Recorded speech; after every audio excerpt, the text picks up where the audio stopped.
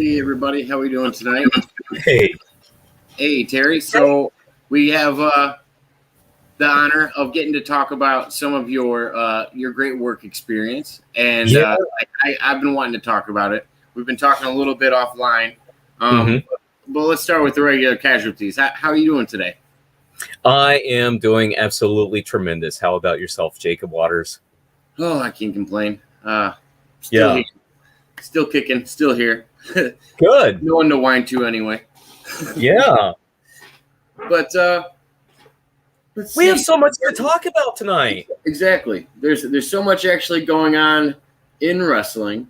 There's Mhm. your career that what I don't think we have talked about is how you got started with it and Yeah. what actually got you into the profession. And I'd like to know more about that. And you can kind of tell everybody else that doesn't know about you what your Yeah. profession is.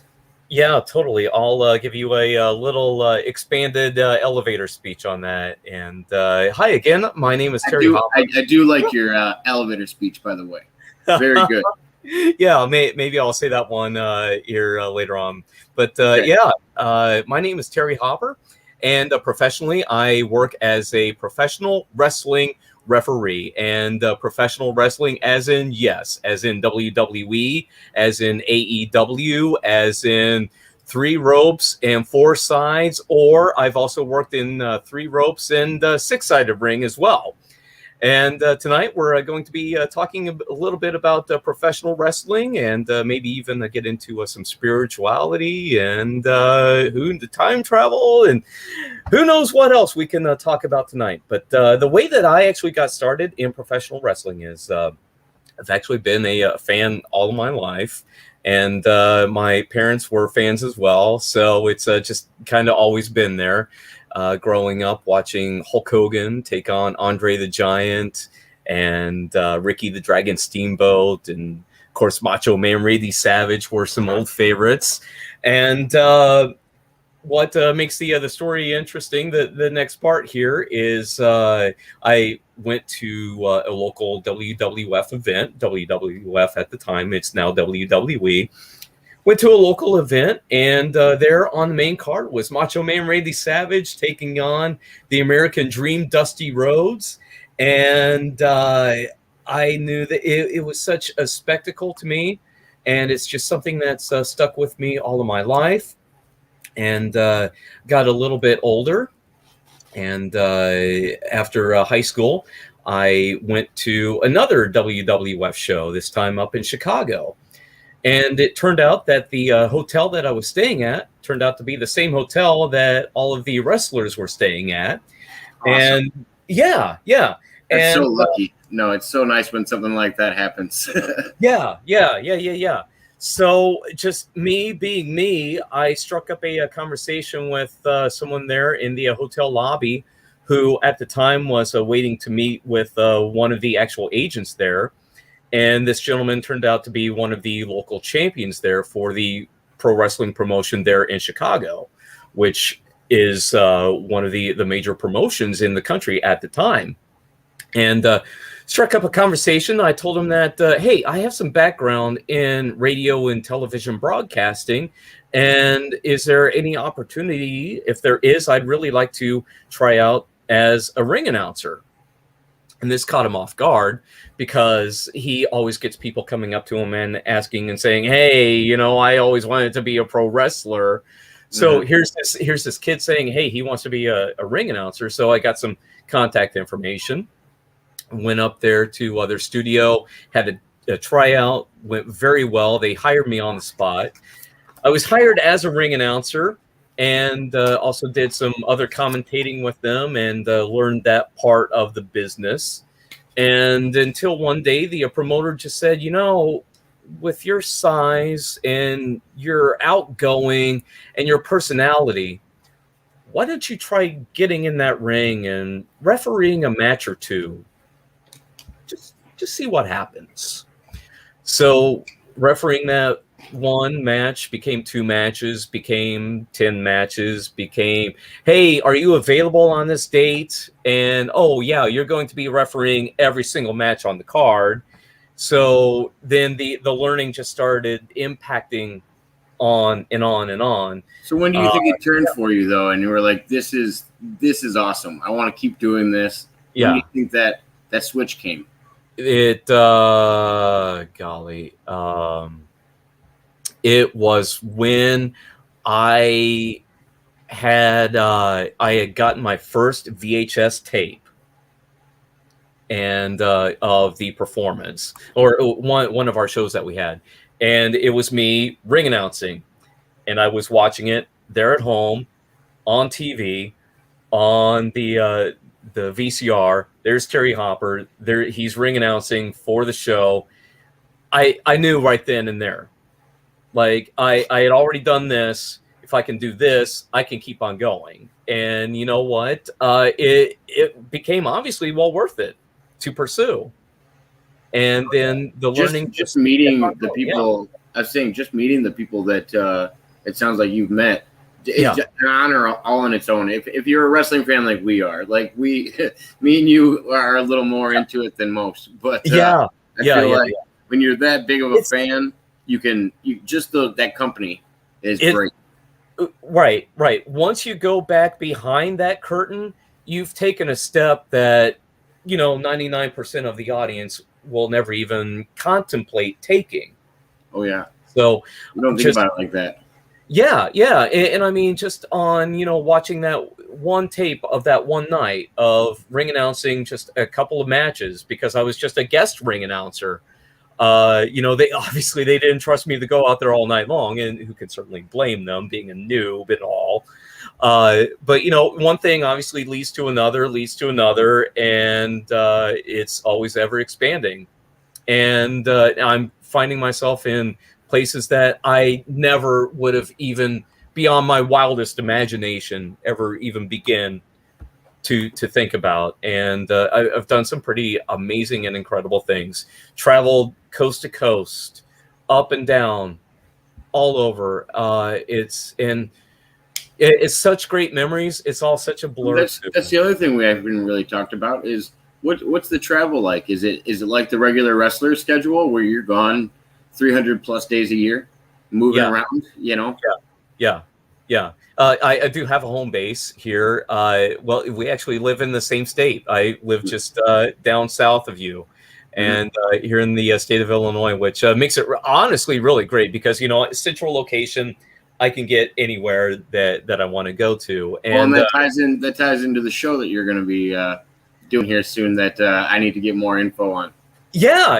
If I could plug this just a little bit here, coming up, not this Saturday, but the next Saturday, I'm going to be in Decatur, Illinois, at the Decatur, Illinois Civic Center, which is the exact same venue that I attended when I was young as a kid, as a fan. And it's going to be very special to me because I'm going to be in the middle of the ring refereeing some matches. Also going to have a special guest referee with me. He'll be there as well, refereeing some matches with me. And it's special to me because I've had a hand in training him. But the big story here is the main event, where it will be the badass Billy Gunn making his return to the Decatur, Illinois Civic Center in the main event. Fans, you do not want to miss it. Next Saturday night. So there you go, Jacob. There's a little. So my other thing is that we didn't talk about. The reason I like Billy Gunn so much is because I was a big Shawn Michaels fan. DX years were some of my, like, I loved the Attitude Era. That was era. That was one of my favorite times. And Billy Gunn and the Road Dogg and X-Pac and China and the best crew that I would want to watch. And I bet their shows probably were electric. Yeah, he's a legend. And I've actually refereed a match before with Billy Gunn, and he's a great gentleman, both inside, outside the ring. He's going to put on a great match. I know that the fans there are in live attendance are really going to be happy with them. And one thing that's really great about this level of professional wrestling is the fans will actually be able to get an up close and personal meet with the competitors there, and even sign autographs for them and take some pictures. Oh, they do like a meet and greet about that. They do like a meet and greet. They will have a meet and greet set up. Yes. Nice. That's even better. Yeah. You're gonna have to give me a little bit more info about this. I might have to take a little road trip. Definitely, you're more than welcome to come on down. So, we talked about how you got into wrestling. What would you say some of the significant relationships you've made throughout your career, people you've gotten to meet, stuff like that? What are the ones that stand out the most to you? Like as a fan and, and being involved, like what is it for you? Yeah. Some really great connections that I made. Hi, Mud Rabbit, and hi, Divine Tiffany. I think they're both on right now and everything. Hello. Yeah. So some of the really great connections that I made is the ones that I made very early on in my career, and just seeing how those relationships actually, the feelings that we have towards one another, and how different they've become over the years, and how we grow together and how we grow apart as well, and even when we do grow apart, how we come back together. As they say, everything comes back full circle. One in particular, I won't mention his name, but he knows who he is a very good friend of mine, and he as well was a referee, and he still is, and he works for the #1 promotion in the world right now, and you could take a guess at which one that is. So we started out back up in Chicago, working some of the indies there, and we actually met at a tournament there in Chicago, and it was what was called the Super 8 tournament, where essentially they took the best 8 wrestlers there in the greater Chicagoland area, and it may interest you to know that the winner of this tournament was none other than CM Punk. Makes sense. Yeah, I could see at the time he was the Chicago poster boy when it came to the person that was going to be the next big thing. Yeah, and this was exactly at that time, at this time period, because this was before he even went on, first of all, to Ring of Honor, long before WWE, and I met this referee, and we got to talking over Facebook. It began by trading some shows back and forth. It's like, hey, I'm already booked on this date, but there's this promotion over here. Can you cover this? And hey, what are you doing over here? Oh, we're working on the same show again now. So, but it also came down to, like, we had a little professional jealousy as it started out, because he was seeing me where I was getting the quality shows and the quality promotions, but I was seeing him. He was getting booked every week, where it really didn't matter where it was. Do what? Was it seniority, though? Is that why you were getting the draws that you were getting more than anything? And it was just maybe his experience wasn't there yet? Just ever so slightly. It was like a horse race. Okay. In between the both of us at the same time, because we were on the indie level at the same time. He would actually go on to Ring of Honor, and I would get signed to Total Nonstop Action, which is the company with the 6-sided ring, if you remember that one. Yeah. So, but one thing leads to another, and it turns out he goes and works for the top company, and I get to have some very good opportunities that have come along from that, to where where I'm at now. I do a lot of work behind the scenes, where I'm behind the curtain, working as helping some of the newer wrestlers out, and giving them some pointers. And we have a couple of local promotions that I'm working with, to where we do just that. Nice. And yeah. And so we got to dive into some of the Hollywood favorites that you've gotten to encounter as well. Like we've talked off air about Jerry the King Lawler. We actually haven't dove into the Al Snow story. I do want to hear more about that. And I bet there's more that you haven't even brought up yet. Oh my goodness. Okay. So let's talk about the Al Snow story, because that happened actually at a very integral part in my career, where after I had gotten my start in my training and gotten several years in as a referee at this promotion up in Chicago, I took it upon myself to kind of just go out on my own and start, as they say, putting myself over and making some connections with some other promotions. And one of the very first names that I got to work with and referee for was Al Snow. And of course, I knew him from watching him in ECW and in WWE. He's very well traveled, very well seasoned. And what a lot of the fans may not even realize or know about Al Snow is he's actually a top level trainer to a lot of the wrestlers that you actually see on TV. So he's just a wealth of information and knowledge that I was actually very fortunate to have picked him up at the airport at O'Hare and transport him to the show. But before the show, he actually did something very important and something very interesting that a lot of people don't even really put consideration into.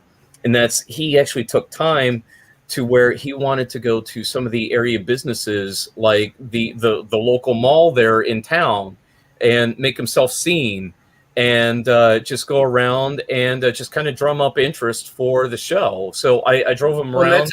That's an old school mentality, you know, going and doing the radio shows, letting people know you're in town, and actually doing what you had to do back in the day in order to let people know you were around. Yeah. So he was totally cool on that, and he took it upon himself to actually want to do that. So we drove around town, went to the mall, went to the shops, went to some of the bars, anywhere that we could think of. So he was really great about that, and immediately drew in a crowd. And just being able to share that time with him, especially being on the road, and picking his brain and hearing some of his stories and some of his philosophy. Like, I remember one thing in particular is how a wrestling match is even put together. It's like a road trip in and of itself, to where you might have a good idea what the finish is, and you might have a good idea how you might get there. Yeah. But just like any other road trip, you're gonna hit road construction. And the good athletes, the legends that stay in the game the longest, are those people that are able to improvise. They have an end game, but at the same time, they're improvising through the whole fight, and they're working on the spot. Yeah. You're getting it. You're getting it. And a lot of people I know, fans too, may not even necessarily understand that, where some fans might think that it's a step by step where they have it all choreographed back behind the scenes. Well, I assure you that's not sometimes it is. I feel like sometimes it is based on the people's ability. I feel like if the wrestlers don't have the ability to improvise, they have to have it staged out. Then it has to be a choreographed dance, which is also still hard to do. Then your memorization comes back to it. Yep. And when your brain clicks out and you check out and you can't remember where you are, now what do you do? Oh, yeah. Or you we were talking about this offline, taking bumps. You take a bump too hard and you get a little wobbled. And you maybe you're not going to remember the rest of the routine. Yeah. That could always happen. Yeah, well, here's a question that I always pose to some of the trainees and younger wrestlers that I work with, and I also want to pose it to the viewers there, and it's a very simple question. What is the whole point of a wrestling match? Entertainment. I think in the most basic, at least in my idea. Mudriver, that's awesome. Yeah. Virgil Runnels, aka Dusty Rhodes. I actually spent a little bit of time with Dusty Rhodes in the Total Nonstop Action promotion, which at the time was based out of Nashville, Tennessee. Which that is again the promotion that they got famous for having a 6-sided ring, which normal wrestling rings are 4-sided, but Total Nonstop Action had 6-sided. And seeing Dusty Rhodes there, again, it goes back to that memory of seeing him, as a kid perform. But there's Dusty Rhodes, sitting back behind the scenes, watching the matches. And to connect the dots a little bit for everybody tuning in that doesn't have that, is right. it his nephew or is it his son that is kind of the face of the promotion? His son. Okay. Yes. His sons actually are Cody Rhodes and Dustin Rhodes. Yeah. And so in AEW, that's the promotion. I was a big fan of Goldust, and how is he related to the family as well? Yeah, Goldust is also known as Dustin Rhodes. He's the older brother to Cody, and he is the son of Dusty Rhodes, the American Dream. Does he have any involvement in that wrestling promotion or no? He does, yes. He's a backstage trainer, and he's also a current competitor. Because I often put Goldust and Al Snow kind of in the same box, where I don't know necessarily if the WWF gave them the best gimmick to actually harness their abilities, and especially how good they were as performers. Like, I really think they undersold Goldust. I really think they undersold the head gimmick for Al Snow. That's actually what I wanted to ask you is, so that what the picture that I saw with you and Al Snow, he had the head. Yeah, the mannequin head. Yeah. Is that something that was outside of the WWE? Because I wonder if the WWE had the lockdown on that, copyright, Yeah, the story behind that, and he's told it several times, so it's become, every time that he's told it, it's almost like an Andrew Bashago story or a Bob Lazar story, where every time he says it, it's the same story. Mm-hmm. So, and I can't necessarily speak for Al Snow on this, but from what I understand, he was trying to come up with a gimmick, and he was in ECW. Yeah.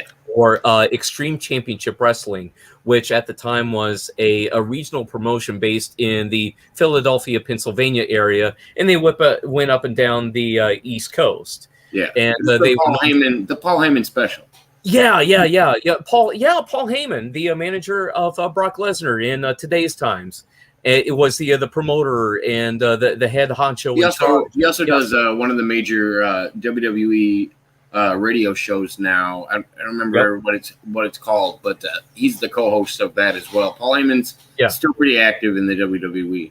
Yeah. So Al Snow was in ECW, and in ECW, like many of the indie levels or the regional territories, the performers are given a lot more freedom to where they can explore their creativity and come up with ideas and things that just try out on their own.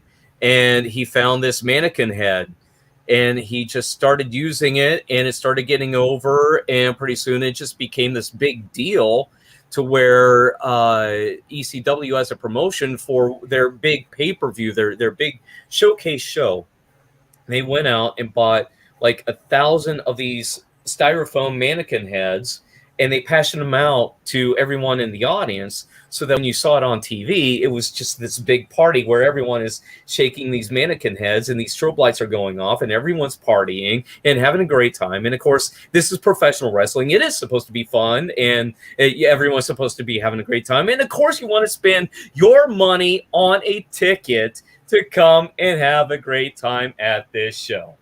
Exactly. Welcome to pro wrestling. Yeah, no, I like a lot of the characters that we got from the ECW and their own creative genius in coming up with their characters. I feel like the ECW was really I think ECW outperformed the WCW when it came to what they were doing for the money spent. Yeah. And because the WCW had Ted Turner just dropping massive amounts of money to get these celebrities on air, and they were coming up with these matches that weren't always the best entertainment. Yeah. But I had a love-hate relationship for the WCW, but ECW, it was that middle ground between the UFC and the WWE. Like right. there was a little hardcoreness to that, especially being a fan of like Mankind and Cactus Jack and like the original hardcore guys. I think ECW paid a good tribute to that. Whether you're talking about the Dudley Boys, whether you're talking about Rob Van Dam, whether you're talking about one of my favorites, New Jack, Jerry Lynn. Yes, Jerry Lynn. Yeah. The blue beast. I can't remember. The Blue Meanie. The Blue Meanie. The Blue Meanie. Yes. Yeah.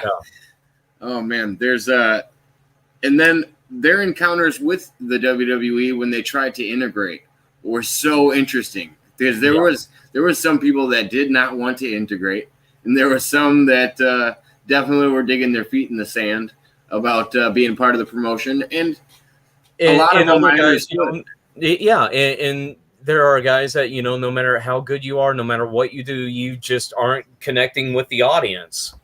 And ECW, obviously, it was what's called a niche market where it's more hardcore and it's geared more towards the super fan, that's into the more edgy type of wrestling and story of what they have there. But of course, WWE, they're more family geared, more towards the kids nowadays. I feel like they go through circles and it circles back just like everything else. The Attitude Era, I feel like that was actually the time they probably had the most teenager and kid viewers. But at the same time, they were selling sex, and that was the market at the time. It was the entertainment that people were buying. Times were different than they are now.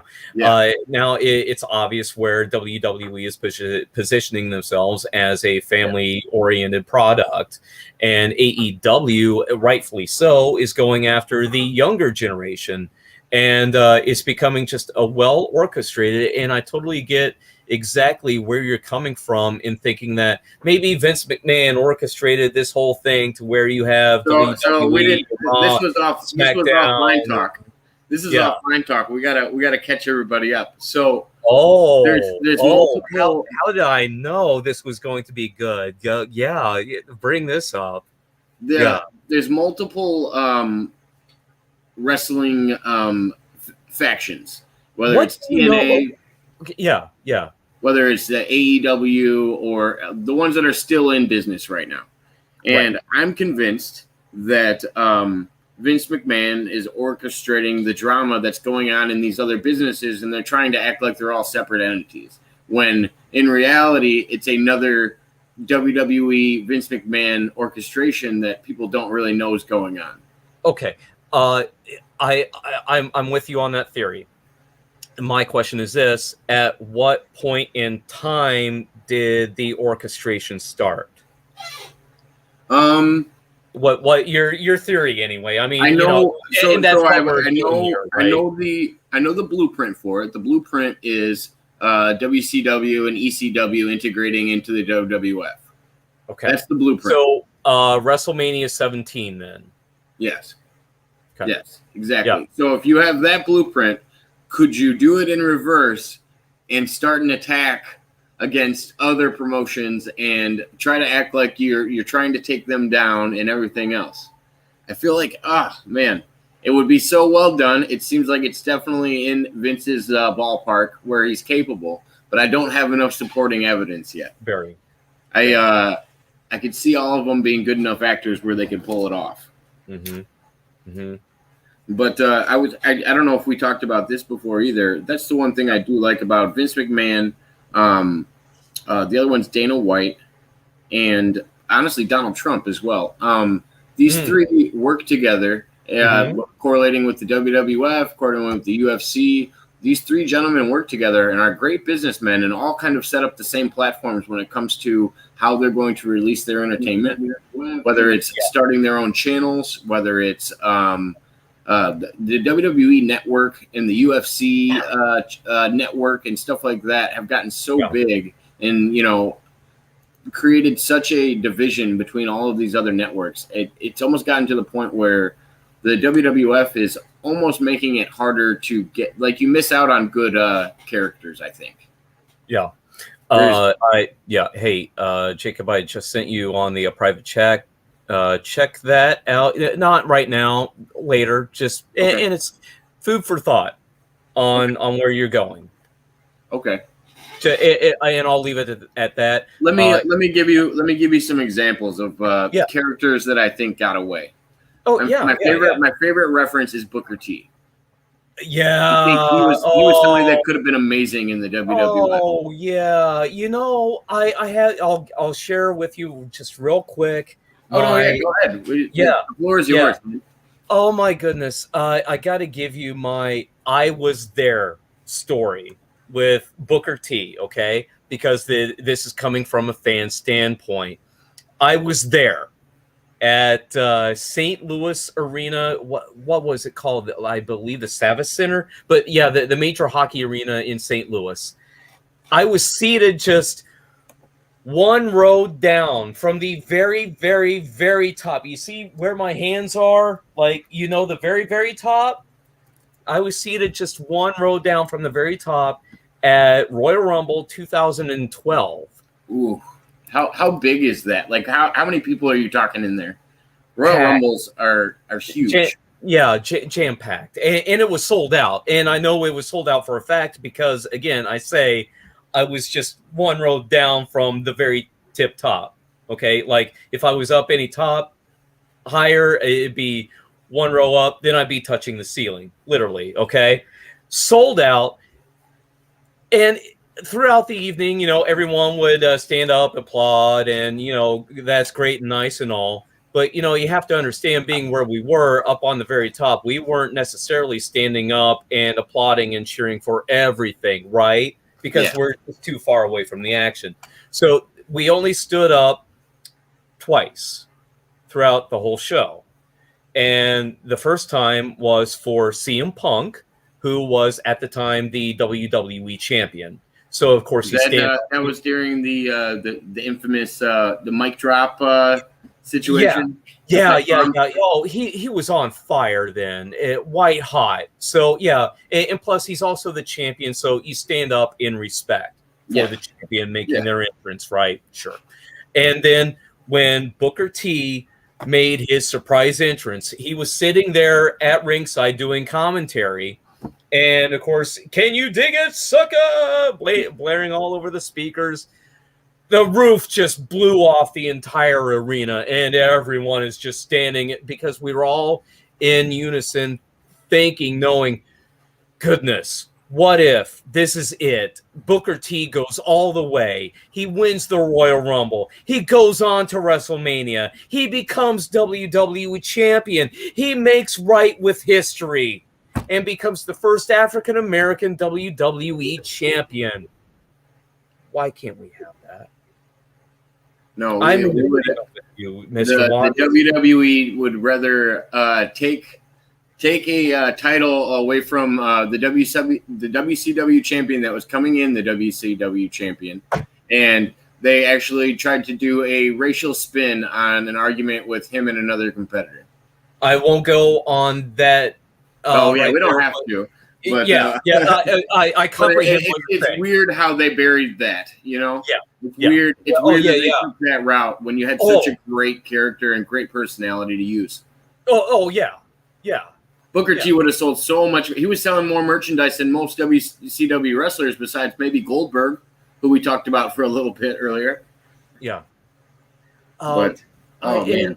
Rob Van Dam is always another one. I think he got a little bit of shine in the WWE, but I think he was another one of those guys that, God, just wasn't utilized like he could have been. Yeah. He was such a great athlete. A fun fact about Rob Van Dam, I actually refereed his last independent match before he signed to WWE. Nice. Yeah, nice. Back in what promotion would that have been under, or was just not a promotion? It was back in early 2001 up in Hammond, Indiana at the Hammond Civic Center for the Windy City Pro Wrestling promotion. Nice. Yeah. And that was also the company that I got my start with. And at the time, we had an argument where, or at least when ECW was actually running good and strong, is we were the number 4 promotion in the country. And that was number 4 behind WWE, WCW, and ECW, because Windy City Pro Wrestling, it was based in Chicago, which is the 3rd largest market. And we were drawing crowds of, in excess of 1,000 people. And we were also there on TV. So we were able to score Rob Van Dam for a one-time appearance. And it was fantastic. 45-minute long Broadway match. What an experience. I've always thought of speaking of RVD. Yeah, exactly. I was just going to go into that. Is he was very groundbreaking when it comes to being, that fourth wall breaker in wrestling. He was a very normal person as well as a professional wrestler. That was a disconnect that a lot of people didn't get, and I didn't see that again until you saw somebody like CM Punk, and that was I compared their styles, but I gotta bring up what Mud Rabbit said. She said, "Jacob, you going to be a wrestler? I'd come to that match." No, I wasn't. I don't have a match set up or anything like that. Yes, I would love to do something like that, but I wouldn't make the assumption that I would be good at it, because that is a very tough job. But no, we were talking about refereeing. Anytime you're ready, Jacob, to step in the ring, I have a training school that I can get you hooked up with, and we can get you in there. Oh, Terry, you are telling me things I shouldn't know at my age. If you would have caught me 10 years earlier, I would have. I would be living it. Now I feel like I hear you. Yeah, I hear you. And you know what's very fun now is the point in my life that I'm at is physically speaking, I'm a bicentennial baby. I was born in '76 and got started in professional wrestling when I was back out of high school in college years, and spent a lot of time in it. But then I got to a point where I needed to take some time off.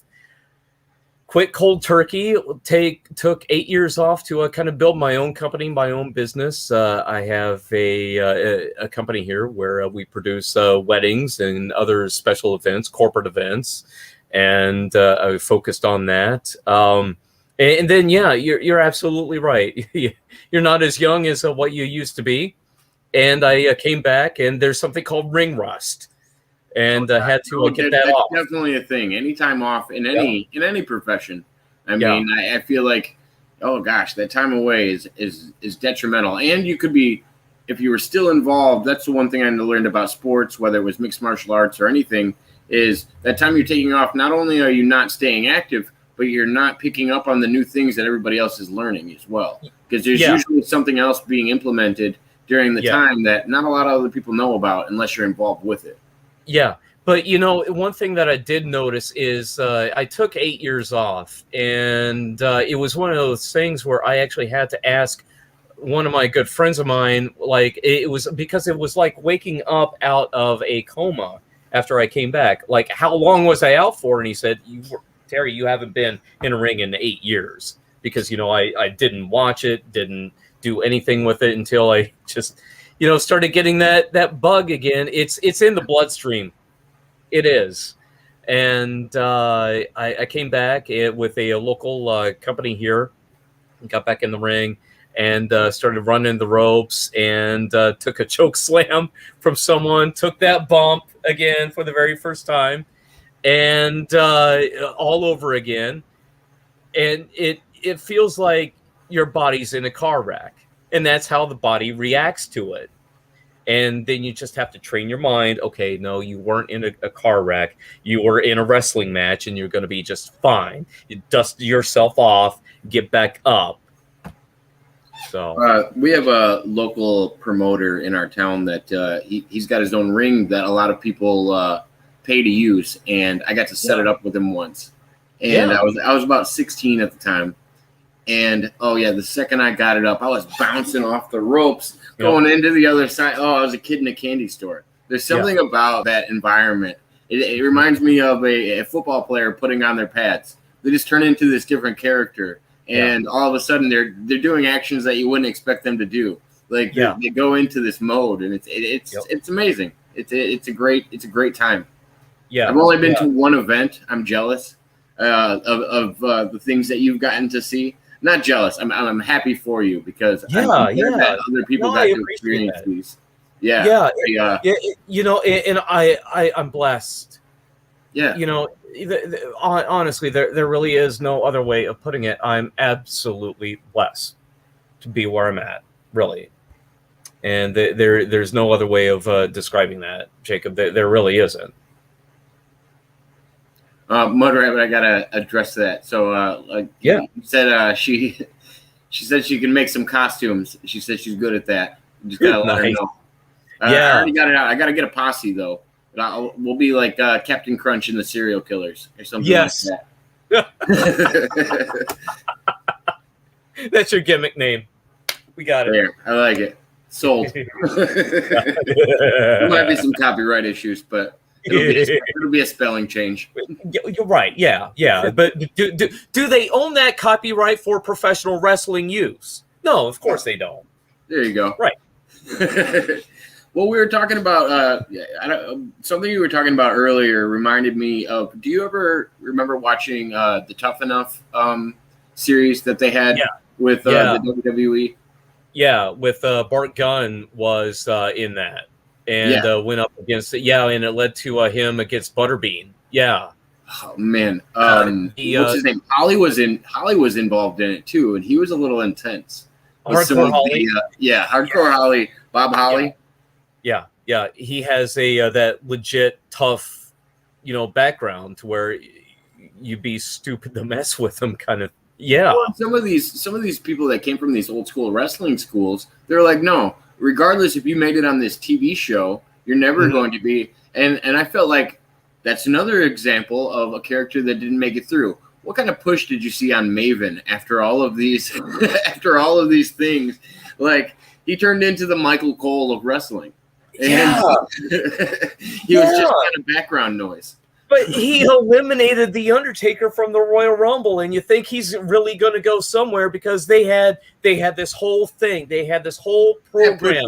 That push wasn't directed right. Months and months and months and months of taking a whole series of guys here, and we get down to one guy who's the best here. You think he's going to go on and win championships and do stuff and things, but then what does it really come down to? Was it WWE just stop pushing Maven, or did Maven just come to a point in and of himself in actual reality to where he can't go on and continue to whatever they had planned and intended for him? So it becomes what both sides of the same coin here. What actually happened? That sounds like a interesting Russo storyline that I think is going nowhere. if you get that reference. Yeah. There's always been some writers in the WWE that I did not necessarily agree with when what they wanted to do with these athletes and the entertainment that they were trying to present. Right. Yeah. And I comprehend where you're coming from. There are writers involved, and there are people involved that want to create storylines and get the competitors from point A to point B. Usually that point A to point B is someone becoming a champion, or someone that is a champion and they're no longer going to be a champion after this. Right? So, like we were talking about earlier, those real professionals are improvising and telling the story in the match. Just like yourself, you are helping tell the story. You are part of the performance. I don't care what anybody says. A bad referee cannot be part of the performance, but a good referee is the one that's on the main card. He's the one selling the fight just like everybody else is and showing his involvement. It's there's levels to it. And I don't think it comes down to these writers, but they want it to be their responsibility. And that's where I feel like sometimes it's a power struggle. It is. And just like I've seen Vince McMahon come up with some gimmicks that were just, gosh, we don't have to go down that road, but there's a website. It's actually very popular with fans as well as competitors in the locker room. It's again very popular. It's called WrestleCrap.com, and it's a website that's been around for a very long time. And it's a website that I'll go to every so often just to get some laughs. And it covers all of the worst in professional wrestling, like the gimmicks that you just really want to forget about or you're embarrassed about. But it's like this actually happened, and here's the whole history that goes along with it. And they honestly do a very good job of it. They did their homework and they have their history on that. So, yeah, I haven't watched it in a long time, but when I was a teen, every Sunday I watched World Wrestling from Florida. Yeah, some good competitors down there. That's a good regional promotion from back in the day. We haven't talked about that. That just reminded me. There's so many good regional promotions that got turned into Vince McMahon eventually snatched them all up, but for the longest time, I mean, they were all running in their own districts. Everybody had their world champion. And they would travel around and do these things and that's what we got to talking with Aaron Moriarty about. He was more into that old school wrestling where that's where they were doing, and it was like that tough man competition of the time, really. Right. Yeah. Well, you can bring up a more modern standard of ECW, like we talked earlier. Before they were Extreme Championship Wrestling, they were Eastern Championship Wrestling because they were up and down the Eastern Seaboard, Philadelphia, Maryland, New York, up and down there. Then you have what Mud Rabbit just mentioned is down in Florida, and of course there's Georgia Territory. I used to watch as a kid. Very fun times. Yeah, Tiffany. Hey, and of course Midwestern states, Texas, World Class Championship Wrestling with the Von Erichs. Yeah, Von Erichs were the man. So that's the other thing I would love to drop. If everybody gets a chance and they like these old wrestling stories and you like hearing some of the backstory that wasn't presented on TV, the one I like to present the most is WrestleLamia on YouTube. They do some of the best documentaries. Vice is now trying to redo basically all of WrestleLamia's interviews and documentaries that they've done. Yeah. Funny how that worked out, isn't it? Oh yeah. Well, I think they got a bunch of copyright issues sent down from the WWE, and I think now the WWE is linking up with Vice and doing some of these things. So they wanted to. And it's such a shame that these creators on YouTube had to pick up the ball where I feel WWE slacked off. If I can straight shoot here, is they really missed out on what the WWE network could have been. This is just my opinion here. Well, because the only backstory that they wanted to tell was an orchestrated one. They wanted that separateness, but at the same time, people wanted to know about the drama in the locker room. People wanted to know about how these situations, occurred the way they did. And I'm certainly one of them. That's what I experienced. That's what I watched as a kid. That's what obviously influenced me. So as a performer, I would like to go back and do that history, not only with the eyes that I had as a kid, but now with more adult eyes, as well as my professionally experienced eyes, to where I can see, some other things of what's going on here and obviously learn from it.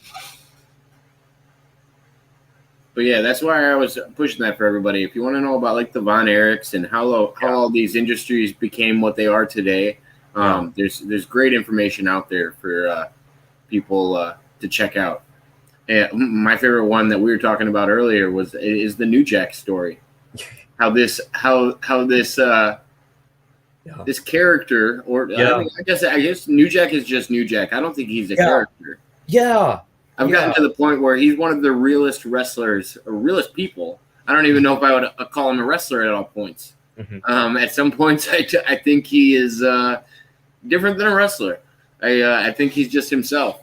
And, and you know, one thing I just want to comment real quick on that is one thing that I'm noticing, especially with the newer generation of competitors and wrestlers that are coming in, is they're actually understanding this to where they're not necessarily playing a character, but it's just more of an extended aspect of who they really are in person, in real life, or what they do. I'll give you an example of a gentleman that I'm working with, a young up-and-comer competitor by the name of Clayton Clark.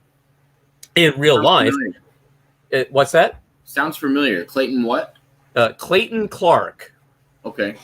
Yeah, and he is the sheriff of Shotgun City, and he's essentially a cowboy. And in real life, he lives on a farm, and he also works as a processor at a meat packing place. So he's a cowboy, both in real life and outside the ring. So it all works out. So yeah, New Jack is a bounty hunter, and I mean, he's just an all-around goodness gracious.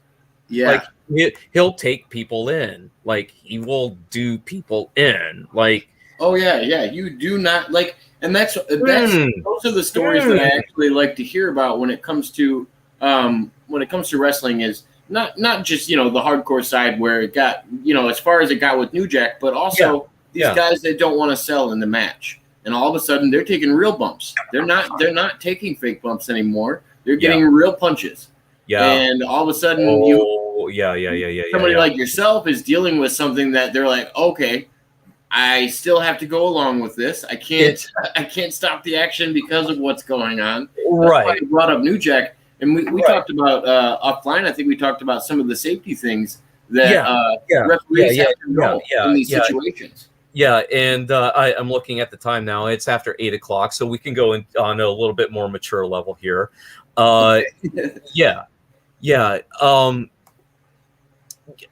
It's a wrestling match is more real than what anyone who has never stepped foot into those ropes will ever get a credit for being. And you're absolutely right. If you're not selling the chops that I'm giving you across the chest, because I guarantee you, Jacob, you're going to feel it. It won't hurt. I promise. It'll make a sound. It'll make a pop. It will leave a mark on your chest. But I'm not going to kill you. That being said, if you don't react to it, I will smack you, and you will feel it. Because otherwise, if you don't, you're not only making me look bad, you're making yourself look bad, and you're not getting things over here. So what are we doing here in the first place? Well, and then there's both sides of it. There's the undersell, and then there's the oversell, which a lot of people don't take into aspect in these kind of performances. Is like you'll get a match with like Shawn Michaels and Hulk Hogan. Yeah, all of a sudden Shawn Michaels is taking a hit and he's bouncing out of the ring from a small slap that should not do that to him. Mm-hmm. But like you get these oversells on legends, and like there's this hierarchy that goes on that a lot of people don't get to see when they're just looking at the entertainment side of it, and that's what I like to dig into, is this locker room chemistry, as well as which wrestlers you want to work with, which ones you don't. I like hearing all of these interviews and stories with past wrestlers about that. Bringing it all together. Okay. Here's something real that I can give you. The other referee that is going to be joining me on the show in Decatur next Saturday, I had a pretty big hand in helping to get him to a more standard professional level. He had already had the basics down of as a referee. Then there comes a level of what we call official. Okay. It's kind of goes with what you talked about earlier about how a bad referee can just make a really great match just suck instantly, right? Yeah. So I had a good hand in helping train him and help bringing him up on the level, and I taught him how to what's called politicking their way through, the muddy waters, as it were, or as it is, because there is obviously, you have a locker room filled with individuals that they have their own ideas, they have their own and they have their own creativity. That's certainly not a bad thing. It's a and just think about all these athletes; they all have their own process of that creativity. Right. Some of them have different routines that they're doing before they go out. Some of them want to, practice with each other and figure out what their routine's going to be. And just like we said, some of them wing it. Some of them are able to improvise on the spot, and So just like any other sport, these matchups are actually really important. When bringing these athletes together. Yeah, and as far as choosing who you want to have a match with, or work with, or work against, it really comes down to who have you interacted with in, just generally speaking, in the locker room. There's also practice sessions where you'll have what's called an open ring time. This is usually before a show, where the ring will already be set up by the crew, and you'll have a couple of hours to where guys can just simply go into the ring and work out, run the ropes like you did, maybe take a bump or two, and just interact, and really go from there. As well as what does a promoter, that outside observer standpoint, what is the outside observer looking at, and what are the stories that the promoter wants to sell, and because it comes down to selling tickets. Yeah, exactly. Which, by the way, I'd like to actually answer the question that I asked earlier on what's the whole point of a wrestling match. What were some of the answers that we already got? I think Mud Rabbit said entertainment, and I think we got a couple other ones in. I wasn't sure what they all were, but most of the agreements were entertainment, entertaining the viewer. Right. That's a great answer. It's actually a very well thought out answer, and it's also something that from a fan standpoint I can certainly comprehend and even understand, and also appreciate, because that it is about the entertainment. However, taking you back behind the curtain here, the whole point of a wrestling match is to pin your opponent's shoulders to the mat for a referee standardized count of 3, or make them tap out or submit. That's the point of a wrestling match. So I was in wrestling for 21 years, and I would say the purpose of a pro wrestling match and a wrestling match are different intentions. But I do believe that is the end goal of the people involved. Okay, I'll give you otherwise, why do we have like the out of ring experience, whether it's the hardcore matches, your boiler room matches, like those aren't necessarily intended for pinfalls. Yeah. Right. Yeah. And you're getting into the fun and games aspect, as I like to call it. But something there's a standpoint that I'd like to bring up with you is something that a lot of the more old school wrestlers that I've talked with and interacted with in the locker room, they come at this. And let me see if this resonates with you. This saying. Wrestling, and that goes for all wrestling, pro wrestling, amateur wrestling, Greco-Roman wrestling, wrestling from the literal Greco-Roman days all the way back to whatever Abraham. That's what I tell people all the time. Wrestling is the world's oldest sport. Right. Okay, wrestling is real. Everything else is all.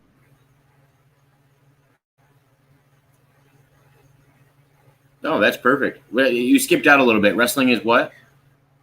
Wrestling is real. Everything else is all a work. Okay, I like that. No, that does resonate. Yeah. Well, and because regardless of outcome, what's going on in front of you is real. Right. Okay. There's no doubt in that. Right. So let me take you from there. Okay. Let's take Andre the Giant, for example. And I believe that maybe you have a picture that I shared with you earlier. If you want to bring that up while I tell this story, Andre the Giant, very famous wrestler that everyone knows and everyone can identify with. Because he was a literal giant. He was also in the movie The Princess Bride, which is a very popular movie. But you think about Andre the Giant. And again, you go back to the concept of what's the point of a wrestling match? It's to pin your opponent's shoulders to the mat for a referee's count of 3. Okay.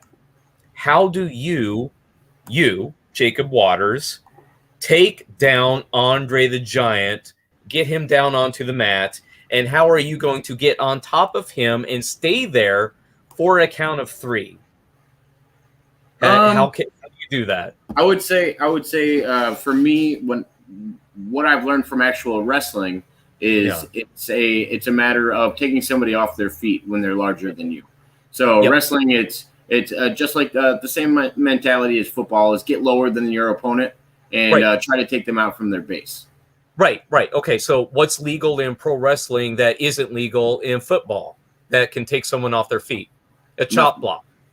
Oh, a chop block is illegal in wrestling? Yeah.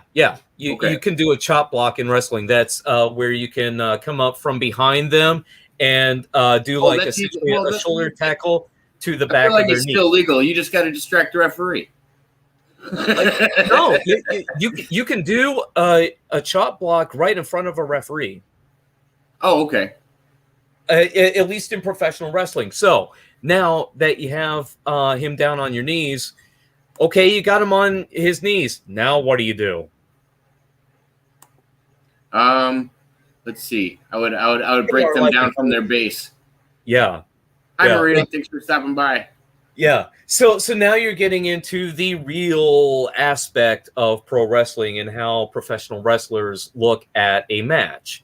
They look at their size of each other and experience of each other.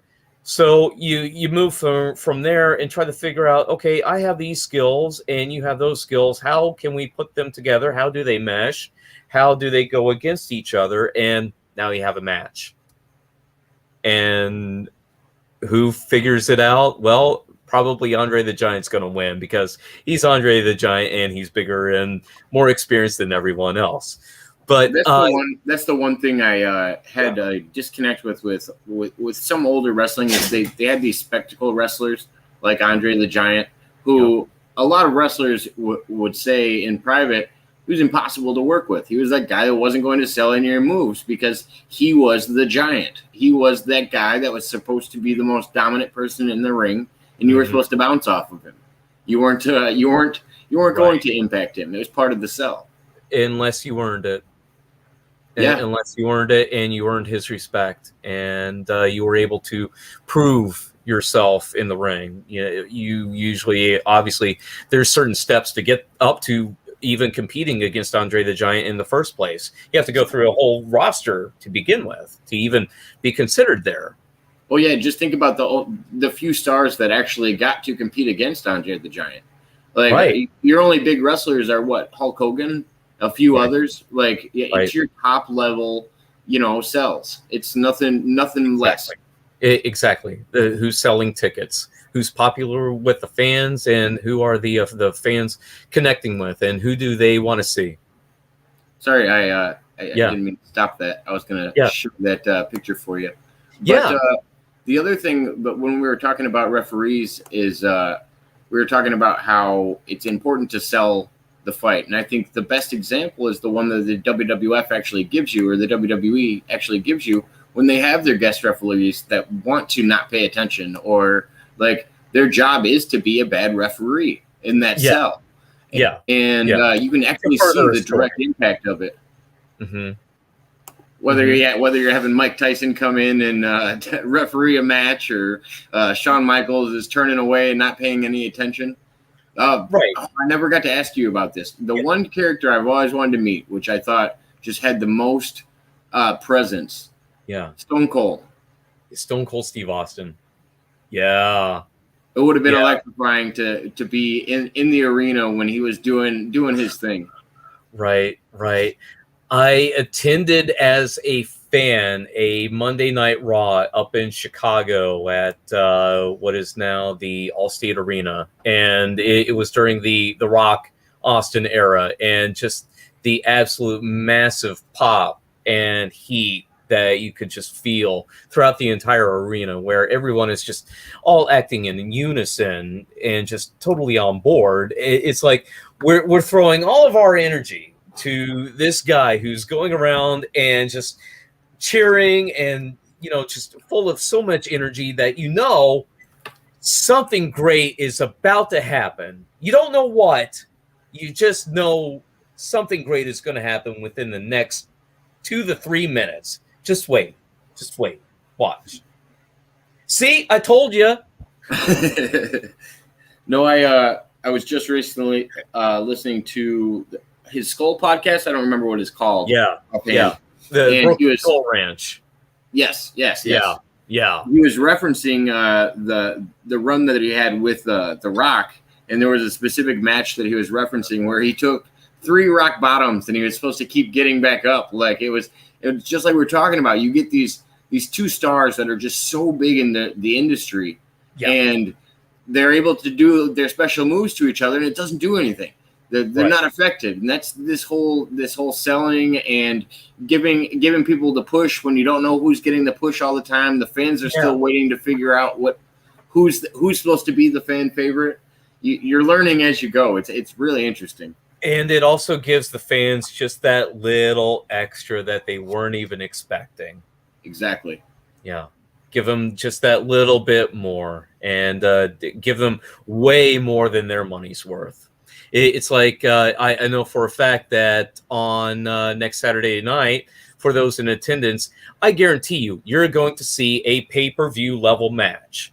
At least one of those matches is going to be a pay-per-view level match, in addition to all of the other matches are going to be really great up and down the card, and it's going to be a fun time. And Jacob, I'm actually seeing a picture of me in the referee stripe. Is that the one that you wanted me to show? Yeah. That's a picture of me in the referee stripes, taking a standard selfie in front of a wrestling ring. And there's actually a special story to that, because that wrestling ring is originally from the Minneapolis-St. Paul, Minnesota area, where it was at one time owned by the Ganyas for the American Wrestling Association promotion, of which we bring it up because there's a certain connection with one of our friends, Aaron Moriarty, who hosts his own show on the Truth Quest channel. And I just wanted to show off that ring because that ring, it is now owned by a company based in Odon, Indiana. And they have a show usually about once every month in the Odon, Indiana Community Center. And it's a small, intimate show. I usually have maybe a couple hundred people every time that we have a show there. Really good, solid talent, and some good up-and-coming talent. And what makes it just so great and special is the fact that this ring, the new owners, they actually were the ones that went up to Minnesota to get this ring from the Ganyas and bring it back down here. And once they got it, they took a lot of time and care to clean it and repaint it, reconstruct it, put on all new ring aprons and ring canvas to where it is back up to television quality now. And it's one thing that we're very happy about. We're very proud of, because a lot of time and care was put into keeping the history alive with this professional ring, especially because, again, Andre the Giant has competed in countless main events in this professional wrestling ring. And in addition to all of the other countless other legends, and to be able to compete in it, it's again, it's a television quality ring, and the ring size, it's huge. You got to be in this ring to really see it. Again, it held Andre the Giant, so it's 19 and a half feet by 19 and a half feet, and I don't know what, 4.5 feet off the ground there. So it's really a sight to behold, and of course our competitors really love it, and I love refereeing in that ring too. So yeah, it just again wanted to bring that up with the Aaron Moriarty connection, which we'll have to get into a little bit more here shortly. The Aaron Moriarty connection. Yeah, definitely. But gosh, I was just going to add, there's something to, at least to us fans, the idea of getting in that same ring that all of these other people were in. There's something that you really can't put a price on. There's this iconic feeling of being able to be in the same presence of these greats. Well, actually, I can put a price tag on it, because when I first started out in wrestling, they hired me as a ring announcer. Okay, we're talking about when I first started out. This was years ago, back in like late 90s. Okay, so when I first started out as a ring announcer, they hired me. They paid me. Then after it became a point of, hey, we'll actually use you on shows as a referee, but you got to pay us to go through school first. So that's how it works. It's like going to college or entertainment school or clown school. It's professional wrestling school, but I went through the school there, and obviously it is a serious school. They teach you how to act in the ring. They teach you, first of all, how to protect yourself and how to protect the people that you're working with and how to work properly. And that price tag was $2,500. Wow. I mean, and then like looking at all the different wrestling schools, they all of them hold a price tag. Yeah. And they all have to do with different greats in different regions, like we were talking about before. Yep. Where you get who's the famous old woman wrestler that had her school that was kind of Fabulous Moolah? Yes. Yeah. Yes. She had the infamous tragedy that is. Yeah. She had quite the infamous school. Yeah, that's unfortunate. Well, I mean, you do see this where in a profession that's that big, you do see people taking advantage of people coming up in the business. Yeah. There is that out there, and which they're leaving the professional industry with that same mentality of, I've already done more things than this person that I'm training, so this person needs to earn their bumps in order to be in the same ring with me. Right. I mean, and it's a dangerous mentality when you're training people. Yeah. And you're not actually performing with them on a big scale. Right.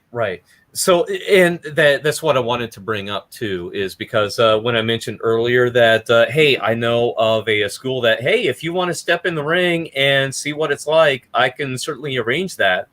I want to bring up. I'm going to have to take you up on your offer. I already know I'm going to. That's fantastic. Well, I wanted to let you know that it won't necessarily cost you $2,500. It may cost you just absolutely nothing, because I happen to work with a professional wrestling school in Noble, Illinois, which is a small town. And if you come to that school with a good heart, good intentions, and a good open mind, and your mind and heart is in the right place, we'll get you in the ring. We'll get you in the ring, and we'll show you a few things. And it's something else that I want to add too, is every Tuesday night in Noble, Illinois, from 7 o'clock to around 8:30, we actually have shows that we host there, and admission price for these shows is only $2. But you get a great show, and you even get some top level performers. And one of the highlights that I've really always enjoyed with working on the show in this promotion is usually sometime in the middle of the show, we bring in some trainees. And rather than the promoter lying to you and, let's say, putting these wrestlers under a hooded mask to where you don't know who they are and having another guy just go out there and just absolutely destroy them, we do something a little bit different where we will actually tell you these guys are trainees. They're on this level.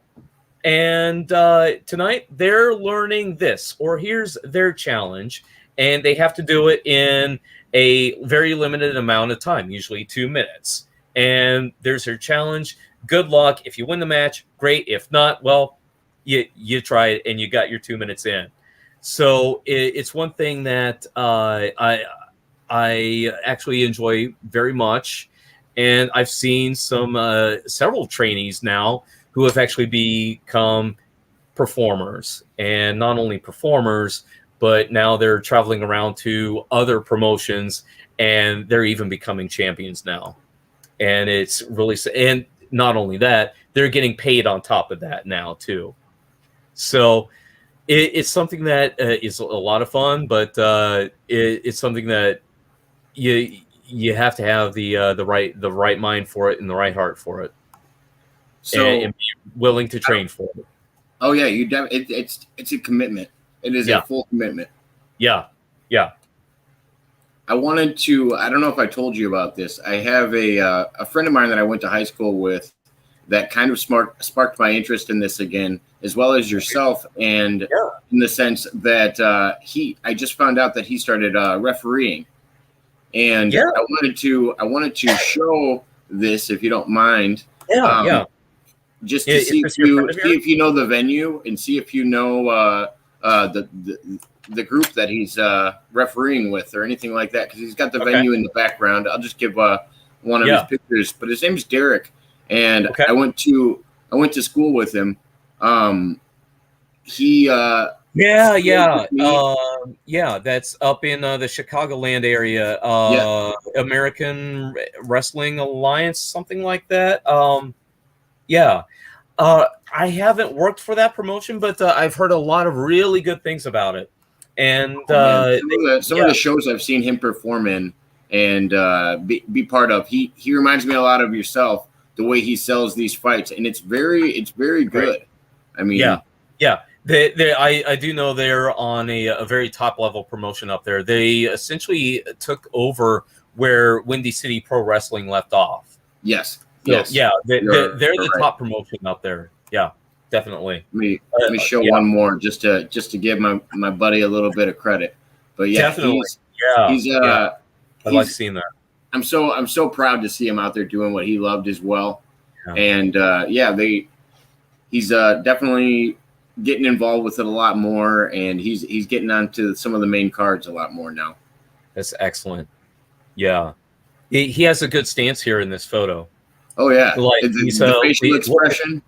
He's looking straight on at the action. He's ready to go. And by ready to go, it's like you see an outfielder in baseball and how their stance is. Like, are ready to move left or right? You know, where are you going to go? Where are these guys going to go? Because, you know, they might be zigging when you think they're going to zag. So, yeah, good luck. And and good luck to them, definitely. Sounds like you have fun, Terry. That is so awesome. Thank you, Tiffany. Yeah, I love my work. Terry is going to get us interested in wrestling again. Good. You know, make wrestling great again, Terry. Come on. It's always been great. All right. Going all the way back. It has its ups and downs, just like any other cycle. We can go back to Gorgeous George and George Hackenschmidt and Jack Lanza and all even back then, you know. I'm just catching up the chat a little bit. Elegant Mind, who is your favorite professional wrestler?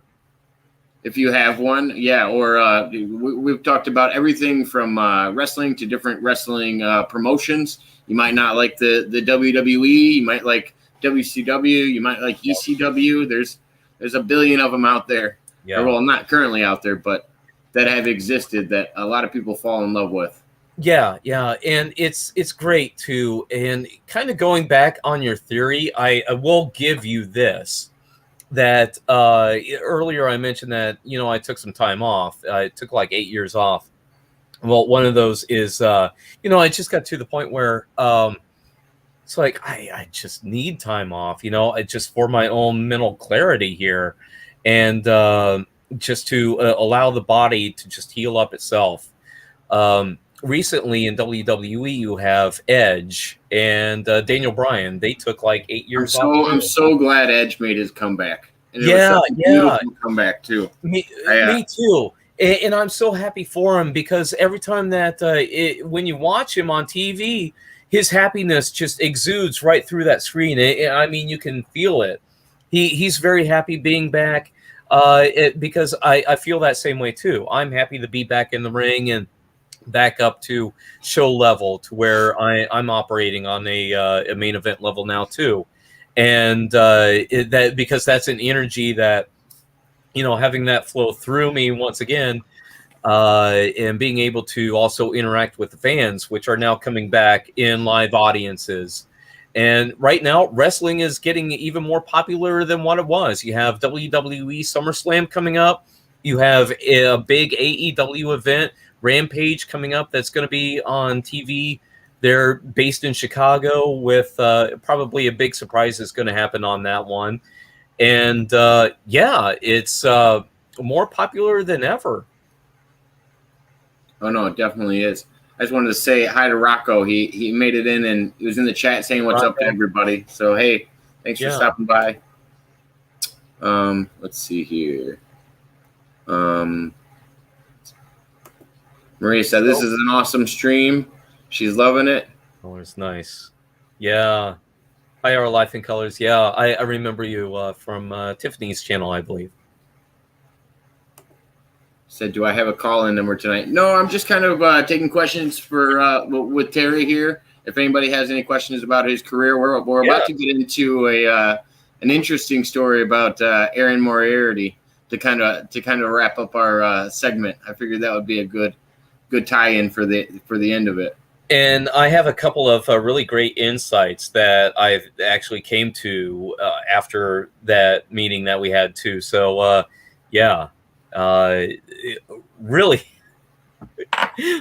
very much looking forward to piecing this whole story together here, and going over how we met and where we are now, and everything in between the meantime and the between time.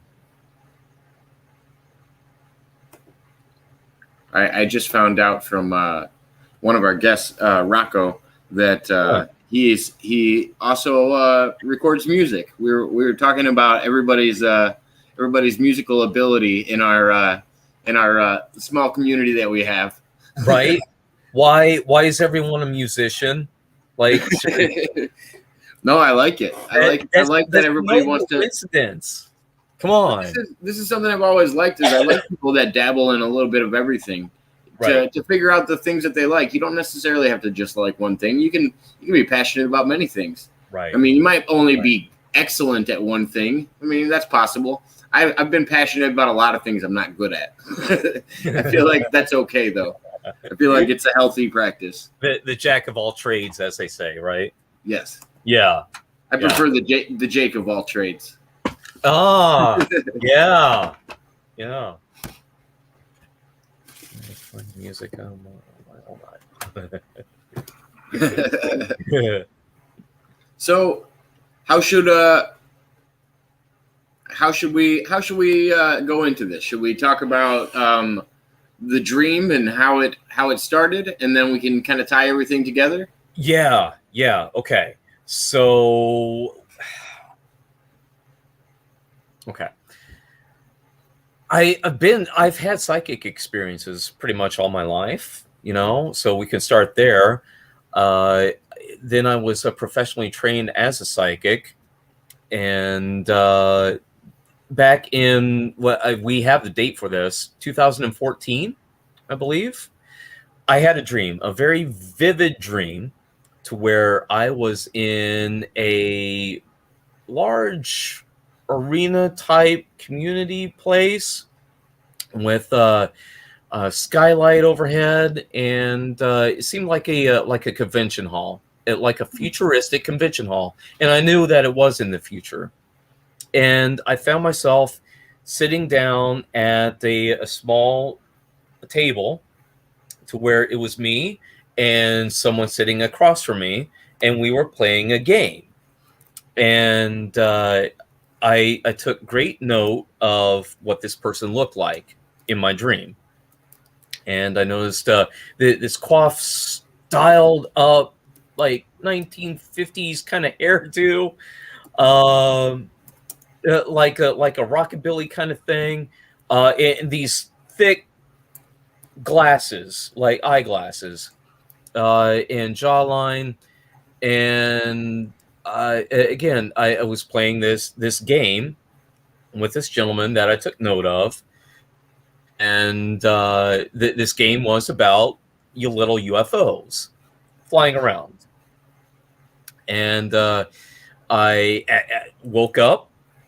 immediately woke up. I figured, oh my goodness, I just had a very vivid dream. I need to remember this. So I get my notebook out and immediately start writing those down. And I even showed those notes on one of your programs. The first time that I just by chance was able to get a hold of you on one of your shows, that I believe it was a Saturday morning.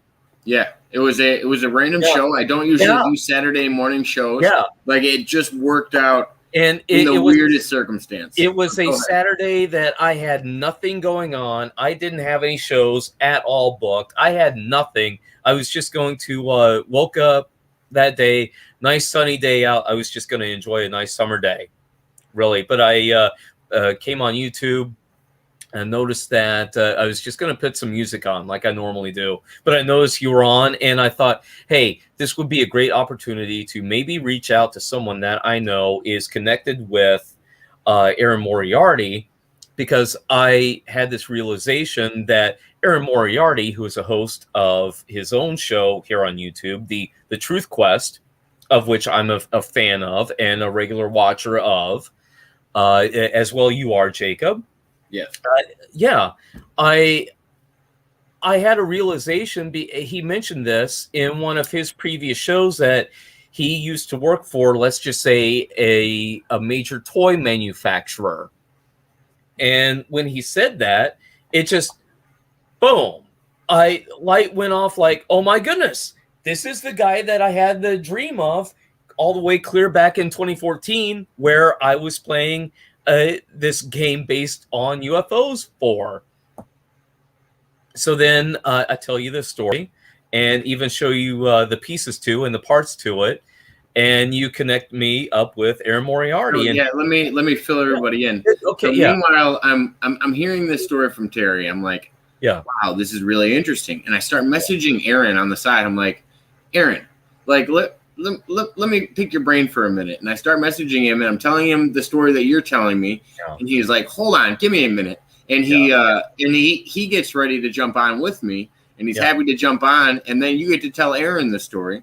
You explain the story to Erin, and then what does Erin present to us? A game about UFOs.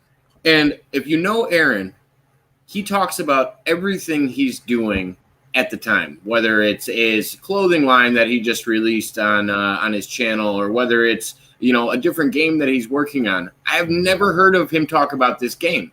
Yeah. And all of a sudden, it sparked this interest that he was like, oh, I do have a game that correlates with exactly what Terry's talking about. Wow. A UFO game that I haven't talked about.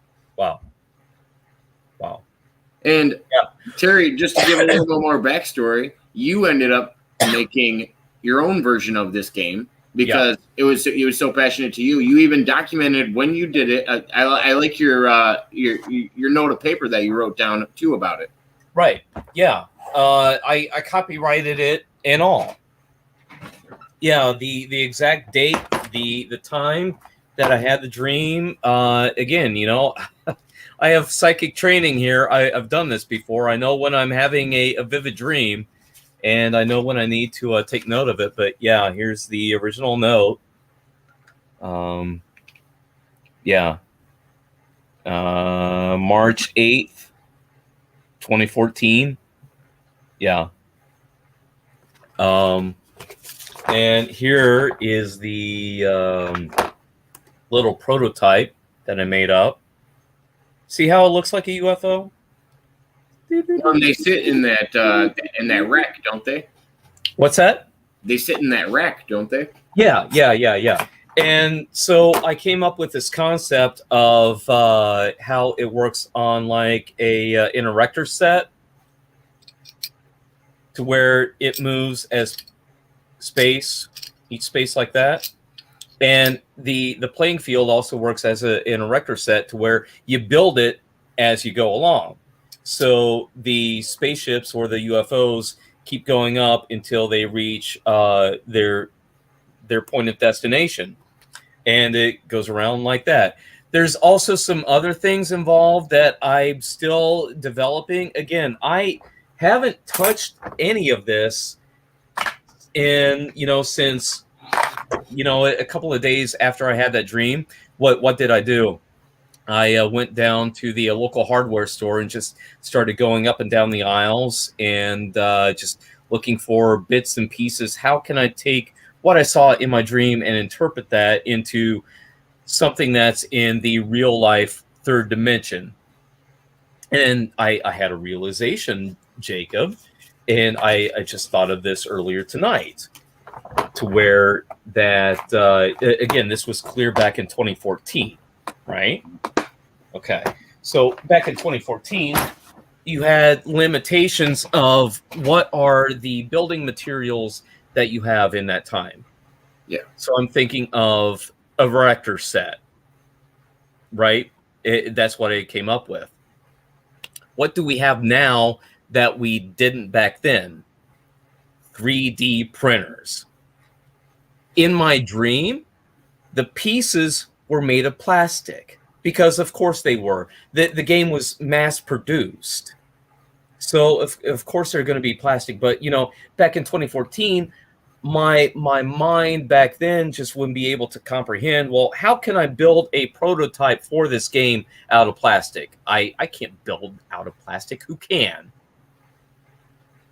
You can now.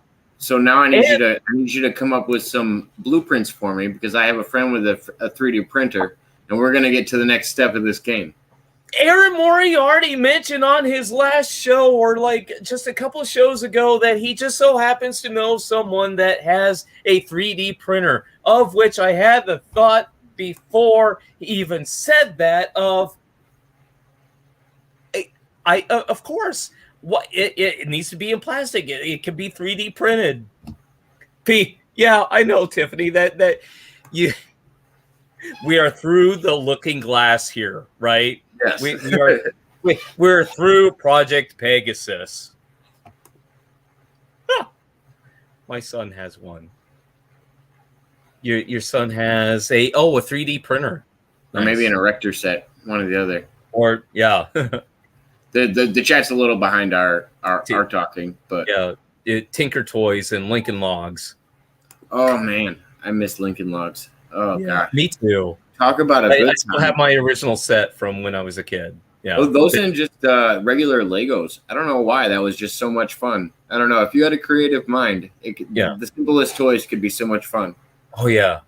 I never had Legos. I had the erector set, Tinker Toys, and Lincoln Logs. The closest thing that I had to Legos was like the Super Blocks, like just a bucket. But, yeah. Those were perfect. That's all you needed was the big bucket, and you just go sit in your area and build whatever you felt like building. Right? Yeah. Until your brother came in and knocked it all over. Yeah. No, we were making we were having this discussion about older toys and how childproof everything is today.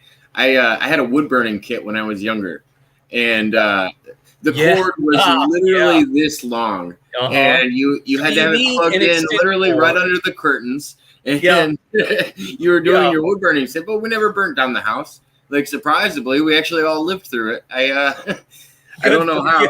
You were one of the lucky ones. I'm 13 years younger than you, but I was still able to handle a Rector set and stuff like that without killing myself. I didn't have to try to swallow the small pieces. Yeah, little tiny screws, right? Yeah. Yes. What was the other one with the pegs? I can't remember that game either. Tiddlywinks. Oh, maybe. Yeah, might have been that one. But there was always ones where you do constructing ones were always fun. Mousetrap. Oh, that's a good one. I haven't thought about that in a while either. Yeah. Yes. Yeah. I was big into the Candyland and all the old school games. They were always fun. Yeah. Chutes and ladders. You could always go simple. Yeah. Yeah. Definitely. Hey, there we go. Well, Terry, I have to admit, man, I appreciate you coming on tonight. We got to do this again soon. Yeah. I feel like we could go for a while just talking about wrestling. We could do an easy 2 hours. Totally. Totally. But there's 100 more questions I have with wrestling. But so offline, I want you to send me the info on this Decatur show. Yeah. I really am interested in. I might see if I can do it. Yeah.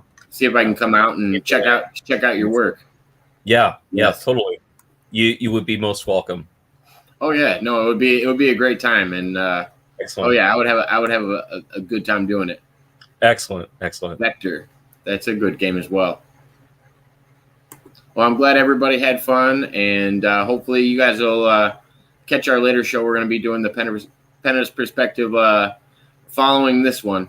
So it sounds like we might even be able to get a show set up with Rocco either tonight or tomorrow as well. So.